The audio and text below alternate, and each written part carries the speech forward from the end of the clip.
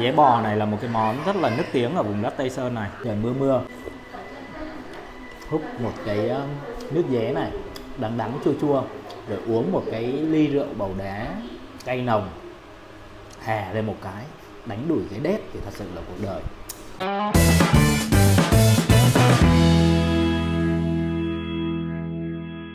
Ở cái vùng đất Tây Sơn Bình Định này thì gần như là hộ gia đình nào bên cạnh nhà cũng có một cái hàng rào và cũng có cái lá giang.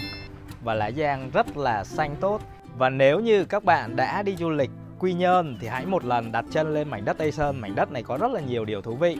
Ngoài là mảnh đất địa linh nhân kiệt, quê hương của vị anh hùng áo vải Quang Trung Nguyễn Huệ, thì ở đây cũng có rất là nhiều món ăn đặc sản nổi tiếng. Một trong số đó chính là sự kết hợp giữa lá giang và bò.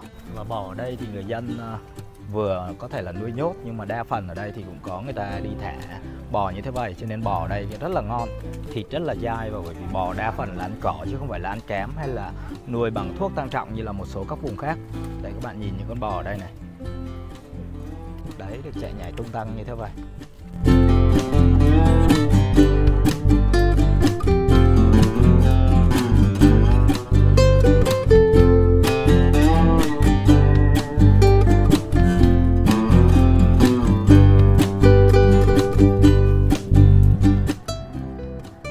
Con ăn đây cũng mấy lần rồi. Dạ. Mấy bữa con chưa quay. Dạ. Dạ. Bởi vì cái quán này nổi tiếng á, lên trên mạng gõ là chỉ thấy là Bùi Thị Xuân thôi. Và hiện tại thì mình đang có mặt tại một cái quán dế bò rất nổi tiếng tại thị trấn Phú Phong của huyện Tây Sơn, số 70 Bùi Thị Xuân, với 25 năm tồn tại. Và đây là một cái quán dế bò có rất đông người địa phương ăn. Và các bạn trước khi thưởng thức món dế bò trứ danh của thị trấn Phú Phong, tỉnh Bình Định, thì hãy cho kênh Tuấn Bình Định một like video clip này nhé. Và đặc biệt bạn nào chưa đăng ký thì hãy đăng ký kênh để ủng hộ cho Tuấn Bình Định vào phía bên phải này. Cảm ơn tất cả các bạn. Cái bên đây là lá giang phải không cô nhỉ? Lá giang. Còn bên đây là nội tạng á, là nội tạng của bò. Dạ. Cái này là mình ăn với lại cháo đây. Dạ. Dạ. Nhé, dế bò này là một cái món rất là nức tiếng ở vùng đất Tây Sơn này. Đó chính là người ta sẽ có một cái nước, đó chính là nước ở phía cuối ruột con bò là gọi là nước dế. Và cái nước này nó có cái vị đắng bởi vì là nó có một phần cái chất dinh dưỡng trong ruột con bò chưa có tiêu hóa hết. Nhưng mà không phải là con bò nào cũng có cái nước dế này, mà chỉ những cái con bò nó nuôi thả và ăn cỏ tự nhiên thì mới có cái nước này thôi. Chứ con bò nuôi nhốt hoặc là cho ăn cám các thứ thì không có cái nước dế này.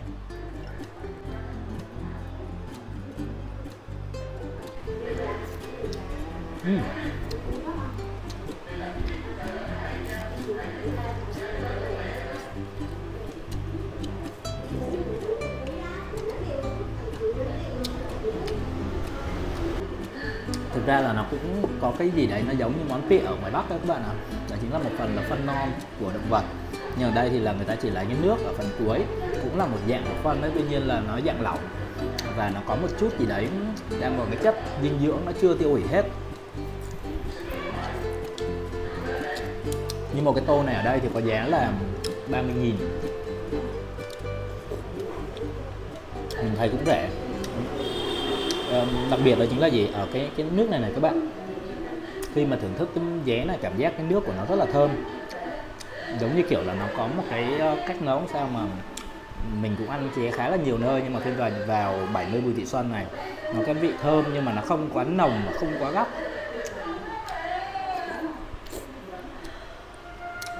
Phối 5 vị của nó vào thì khi mà ăn vào cảm giác đầu tiên của mình là vị đắng của nước dế. Cái vị đắng này nhưng mà nó không quá đắng, nó đắng nhưng mà nó có cái hậu ngọt. Tiếp theo đó là chính là cái vị lá giang chua, nhưng mà ở đây người ta phối không quá chua, vị mặn của lòng, vị cay của ớt, đầy đủ 5 vị nhé, đắng chua cay mặn ngọt. Chiều mà ngồi ăn dế này, một tô dế bò này với lại bánh tráng Bình Định, để ngồi thưởng thức với lại rượu bầu đá, trời mưa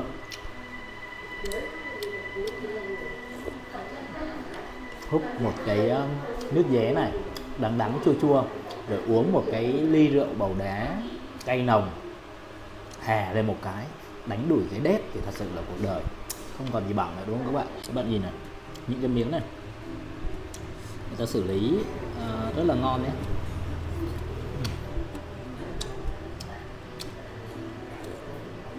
Ở dưới Quy Nhơn cũng có bán dế này, tuy nhiên thì mình ăn mình cảm giác nó không được ngon.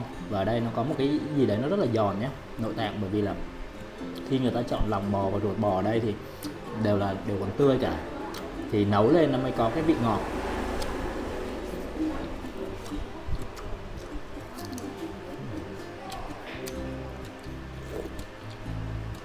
Tuy nhiên là cái món đây thì thực sự là nó là nội tạng động vật đấy, cho nên nếu mà khi ăn vào thì ăn xong cảm giác là hai cái bờ môi á, cảm giác nó có mỡ nó bám vào, cho nên là cái món nó đối với mình nghĩ là lâu lâu mình ăn rất là ngon miệng.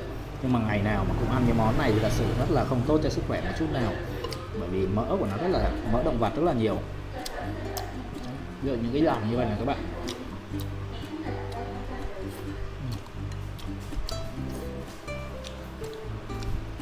mình có gặp một số người địa phương thì người ta bảo là trước đây á, cái thời kỳ bây giờ thì đa phần là cũng có bò thả rông, nhưng mà cũng có cả bò là người ta nuôi nhốt cho ăn cỏ.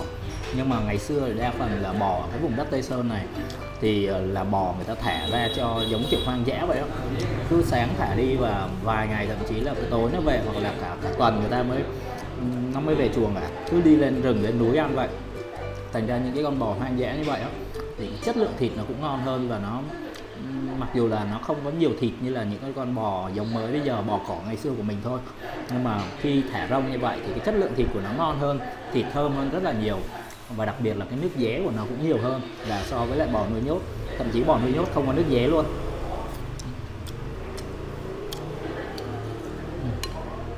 Đắng. Các bạn đi du lịch Quy Nhơn, đi du lịch Bình Định, ghé lên Tây Sơn. Tây Sơn thì cách Quy Nhơn khoảng 42 cây. Sáng nay thì mình cũng có review cho các bạn một cái món từ bò, chính là bún xương bò, chỉ 20.000 tại chợ huyện Phú Phong. Còn bây giờ là chính là dế, cái miếng huyết các bạn nhé, cái miếng huyết. Ở đây có chấm với lại mắm gừng này, các bạn thấy không? Đấy, gừng thì nó thơm mà nó cay nữa, cay nồng. Huyết bò rất là bổ.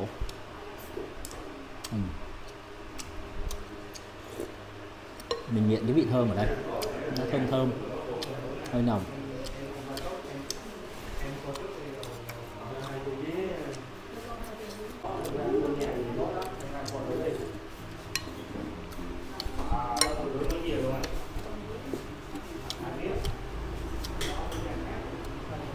Món này thì mình không phải là dân nhậu nhiều, nhưng mà món này đúng thật là ngồi nhậu lấy bài.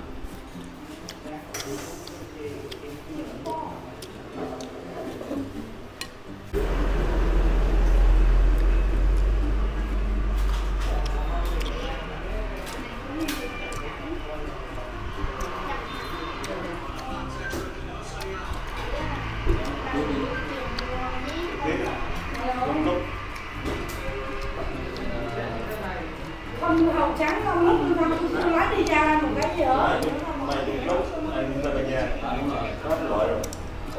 Ủa chứ không uống tôi đang mọc đỡ đâu, tôi có lượm đang mọc nói. Có lần sớm giờ tôi đi chiều bán không? Tôi lượm quy giao, tôi có giao cho ai cái gì đâu, cái gì đó đâu mọc nói. Cái đầu cá không, tự nhiên nghĩ cũng này đầu cá ngược người nói hết rồi như vậy. Ăn không hề cảm giác ngán đấy các bạn, bởi vì gia vị của nó cực kỳ ngon. Bỏ đang với sắc đầu cái người gì mà.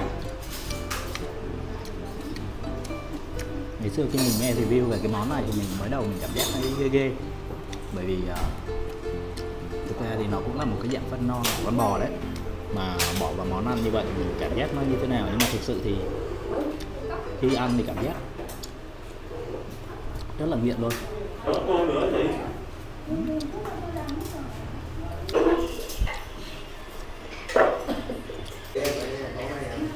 Lá giang ở cái vùng này mọc rất là nhiều. Đa phần nhà nào cũng có một cái hàng rào và trên đây có một cái bụi lá giang, nhưng mà lá giang rất là khó trồng nha các bạn. Ở nhà mình cũng thử trồng cũng không được. Mình thích ăn này nè, không biết là cái gì của con bò đây, bên trong nó có cái gì gai gai đó. Đây, gắp lên cho các bạn xem này, bên trong có cái gì nó gai gai đó.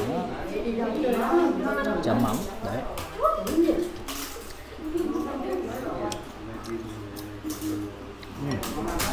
Tuyệt vời.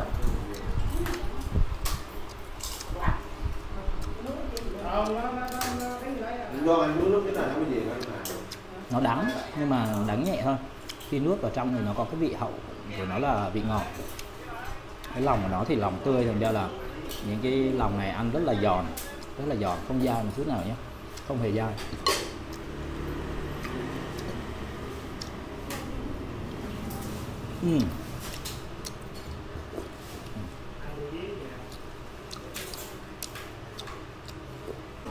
Một ngày hôm nay là mình ăn toàn bò.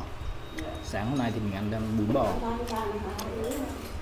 trưa hôm nay thì mình ăn lẩu bò, và tối ngày hôm nay thì mình đi ăn dế bò. Nói chung là một ngày ăn toàn bò thôi. Còn cái quán lẩu bò trưa nay thì ở đây thì lẩu ở Tây Sơn này cũng rất là rẻ. Một cái lẩu 5 người ăn lấy ra có khoảng 400.000 hả các bạn, mà ăn no luôn đó.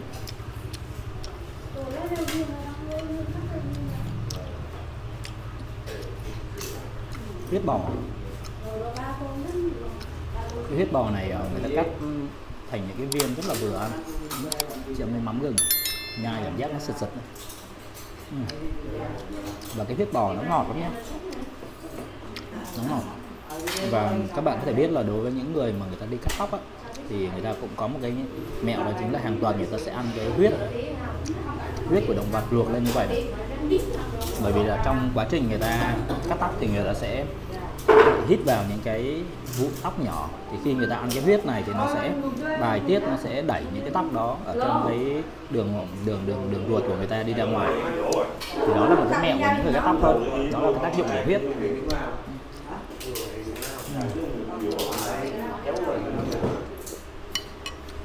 Một cái tô 30.000 này một người lớn ăn là vừa.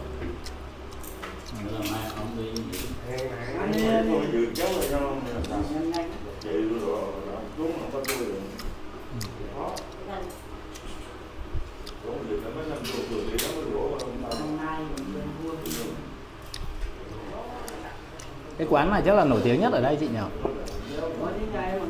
Số 1 đấy chứ?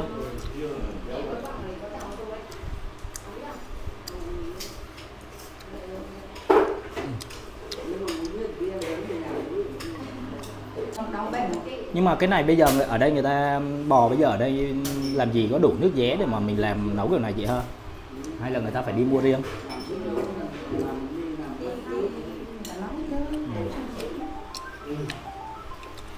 Mới đầu em nghe cái kiểu mình lấy cái nước ở trong ruột con bò xong bỏ vào em cảm thấy ghê ghê nhá, nhưng mà ăn thì nghiện.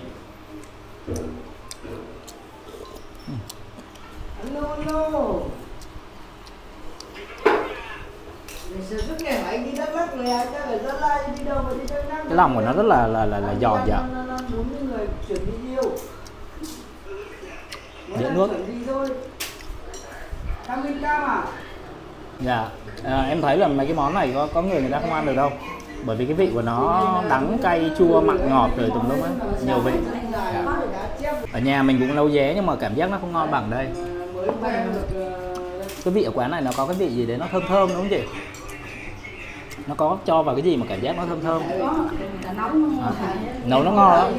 Ở nhà mình nấu cũng có cái vị cũng đắng, chua, cay, mặn, ngọt đây, nhưng mà cảm giác là nó không có thơm có cái vị. Đúng rồi, em cũng về để ăn dỗ, em thấy là luôn luôn là có một cái dế bò. Dạ. Mặc dù em thấy là ở đây thì dân ở đây mặc dù người ta có món lẩu rồi nhưng mà vẫn phải có dế, kiểu như thế. Và là ở đây thì cái món dế này nó giống như kiểu là đặc trưng của ở đây rồi đúng không chị? Đặc trưng luôn.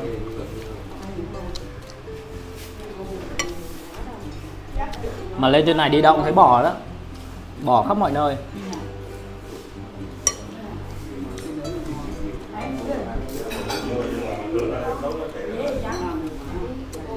Và bây giờ tất cả các bạn ủng hộ kênh bằng cách là đăng ký và nút subscribe bên kênh bên phải này nhé. Và đặc biệt là các bạn muốn có một lần đi du lịch Quy Nhơn, muốn ghé lên trên Tây Sơn này thì chúng ta ghé 70 Bùi Thị Xuân và thưởng thức món ghé trứ danh của mảnh đất Tây Sơn Bình Định. Đừng quên thả like video clip để ủng hộ cho Tuấn Bình Định. Còn bây giờ thì hẹn gặp lại tất cả các bạn trong cái chuỗi series thưởng thức khám phá ẩm thực các miền do Tuấn Bình Định triển khai. Cảm ơn tất cả các bạn. Ngon lắm.